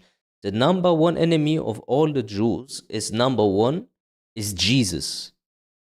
Number 2 is Hitler. Now the Muslims say that Jesus is a prophet of God. Do you understand the opposition there? So the Christians say that their number one enemy is God himself. And there you have that opposition. They are just contrary to all men that are not Jewish. They have been a minority in Christian lands for thousands of years, and they have been pushed around and expelled, and they've been persecuted and segregated, and that's why there's a lot of paranoia. Opposing religion is opposing other religion. Not surprising. I don't get where you're going with this. Okay, fair. Well, Judaism is a bit different because the Christians don't run society and the Muslims don't run society. The Jews run society. This is a known thing. They own everything. They even own the currency. The Federal Reserve Bank is a private bank also owned by Jews. And now, when you keep going with this mind game, now understand this. In Judaism, there is a situation in which they talk about 9/11 as a prophecy. Okay? And because they own all the medias, they can create 9/11 by themselves. They expedite the situation. So they talk about 9/11 in Judaism, specifically in the Zohar, and they speak about the person that is also involved in doing this. His name is Bin Laden. So this is really crazy, I know, but I could prove it to you. I could even show you rabbis talking about it. I'm not making this up. So now you have a problem with this, and why you need to understand their religion is because they apply their religion onto humanity. Next thing. For their Messiah to manifest in this world, they need an agenda that is talking about 8 genders. So there is like the first human being on the planet, they say was non-binary. And for their Messiah to come, this is their ultimate goal, they need to have non-binary human beings on the planet as a concept. They did that. Now you look into LGBTQ, the first trans surgery was a Jewish man that did it in Germany. And the first pride movement was called from a woman that was Jewish. Her name was Brenda.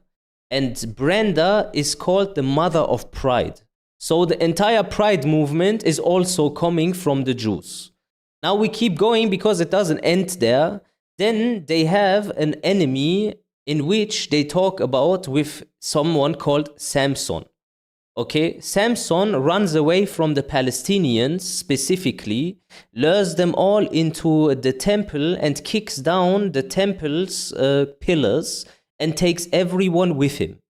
Now they have nuclear weapons and they are killing the Palestinians in a genocide. Now you tell me, why is it not important to know about their religion if they apply their religion onto real world events? Nobody thinks killing an unborn child to help a mother is wrong. Okay, for example, this child control, childbirth, you know, this is also from Jews. Where do you think this comes from? The people that invented it, all the people you can Google this are Jewish. All of them. The condom, the fucking birth, the pill, the abortion pill. The abortion movement is a Jewish movement. Communism is a Jewish movement. LGBTQ is a Jewish movement. 9/11 is a Jewish event. October the 7th is a Jewish event. Like, I can go on and on and on and on.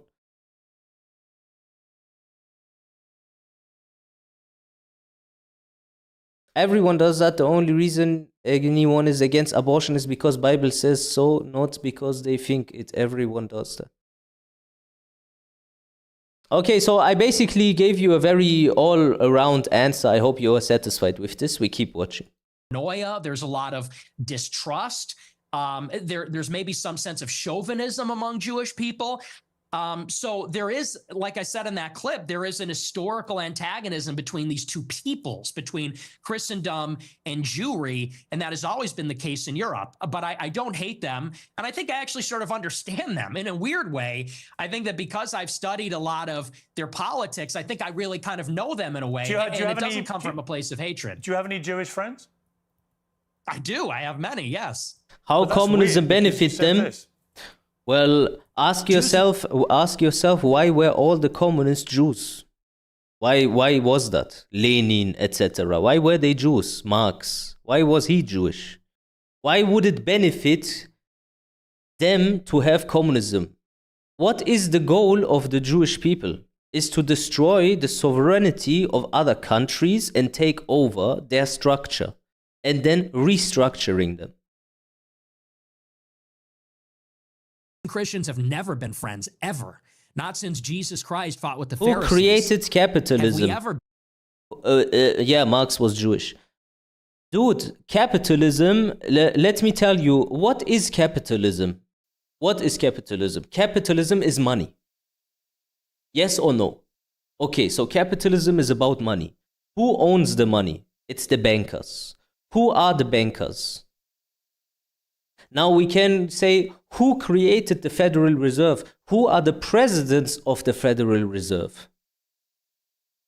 They are all Jewish.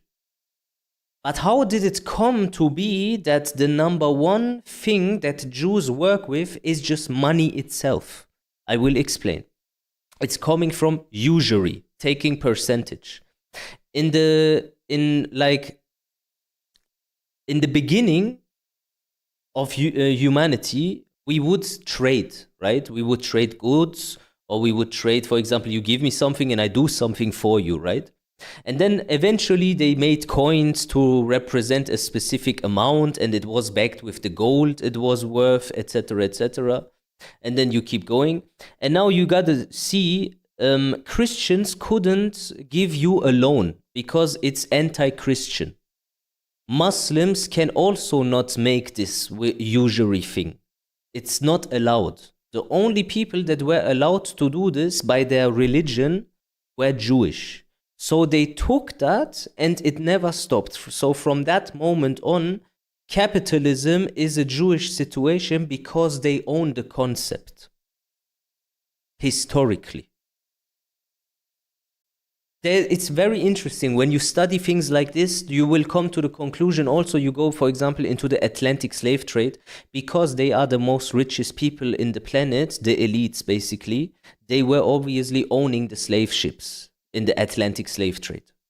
And the slave trade owners, they were mostly Jewish, plus a few Gentile Freemasons. Okay, that's very important that they are Freemasons. So you have now a few Gentiles, so the shills, and you have the Jews that own basically the slave trade, the slave market, etc., etc. Then history tells us that the Atlantic slave trade, the holidays or the days where it wouldn't happen, were never on Christian holidays, because when there was a Christian holiday, it didn't matter. The Jews would show up. But on days where Jewish people had holidays, the market was closed. There was no slave trade happening on Jewish holidays. Why? Not because they just couldn't make one, it was because no one would show up. It's unbelievable when you look into it deeper and deeper. Been friends. Not since Saul was leading the charge persecuting the Christians. Not since the Roman Empire, not since the Middle Ages. Never. We've never been friends. We've never been allies. We've always been set against each other, actually. And even here in the United States, it was communist Jews who were the architects of both communism and the civil rights laws that are dispossessing white Christians of their land and civilization. The Jews and Christians have never been friends ever, except for you and your Jewish friends. Yeah, so easy. As peoples, as nations. Got it. Not saying every individual Christian, and of course there have been Christians and there have been Christian converts to Judaism, Jewish converts to Christian. You're nodding your head, but you're asking this. I'm saying as peoples, they've never been aligned. As a Roman, I'm a Catholic okay. like you, and I have many Jewish friends. I'm just trying to compute what you're trying to say, which is Jews and Christians have never been friends ever. And I'm like, well, you have Jewish friends. I have Jewish friends. We're both Catholics. Therefore, we're Christians.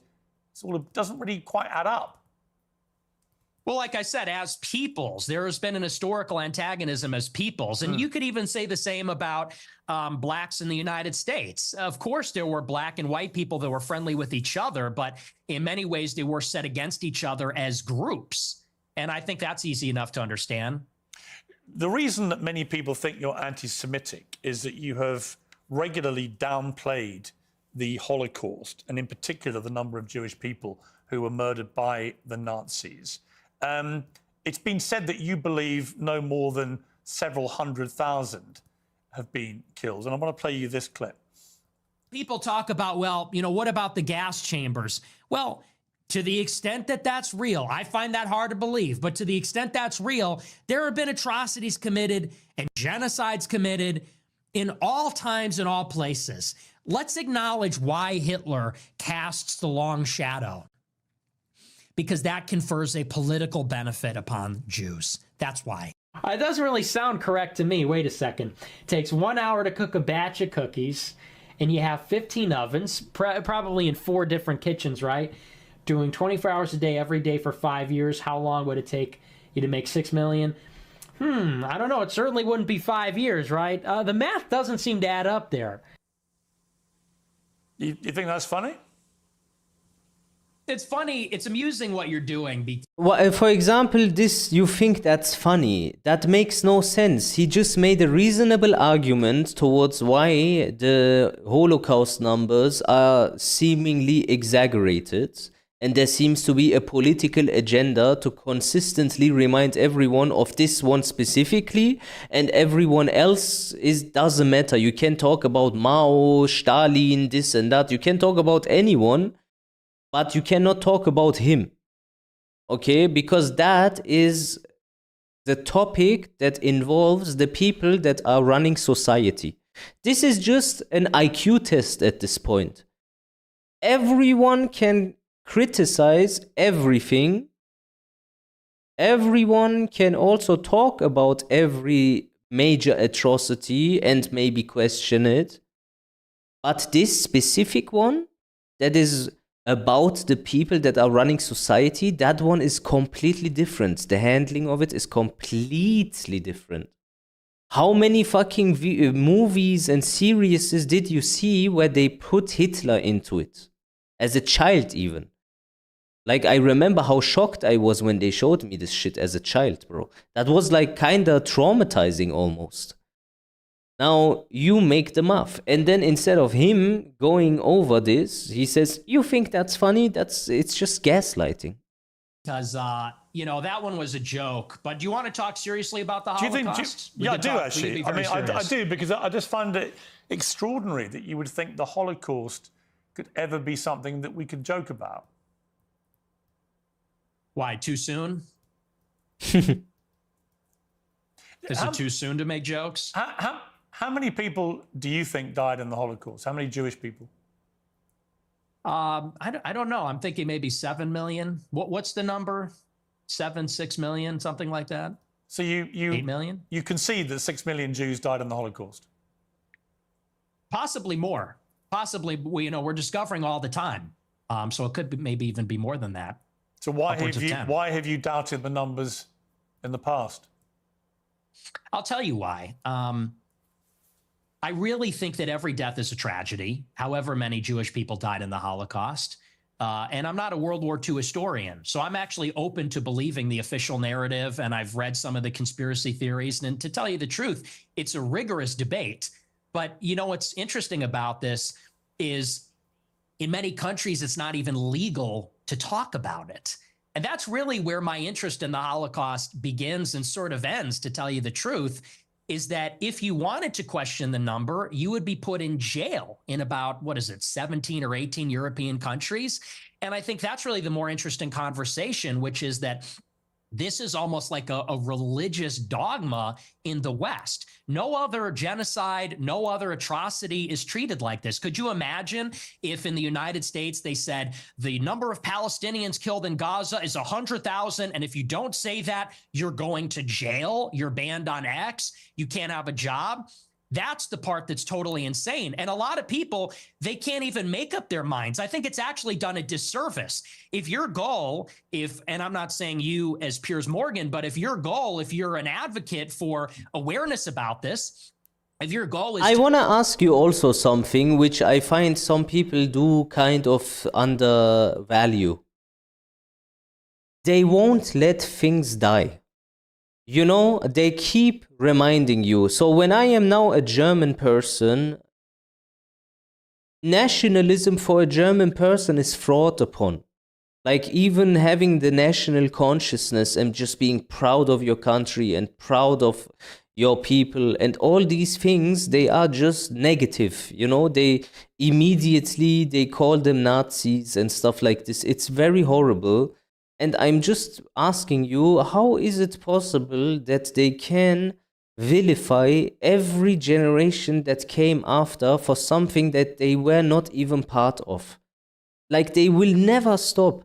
I feel so bad for the Germans, I swear. Like, imagine you are just born and you are already guilty just by birthright. What is this fucking shit?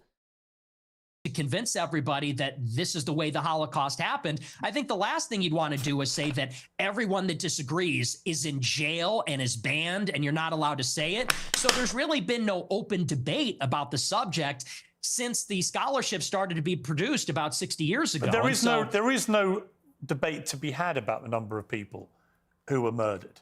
Even the Nazis in the trials after the war confirmed the numbers. Here, this, for example, is a half-truth. The Nazis confirmed. The Nuremberg trials, for example, you know how they confirmed the things? So basically, they take you and then they torture you, crush your balls, like beat you up for several days until you confirm what they want to hear, and then they call this a confession.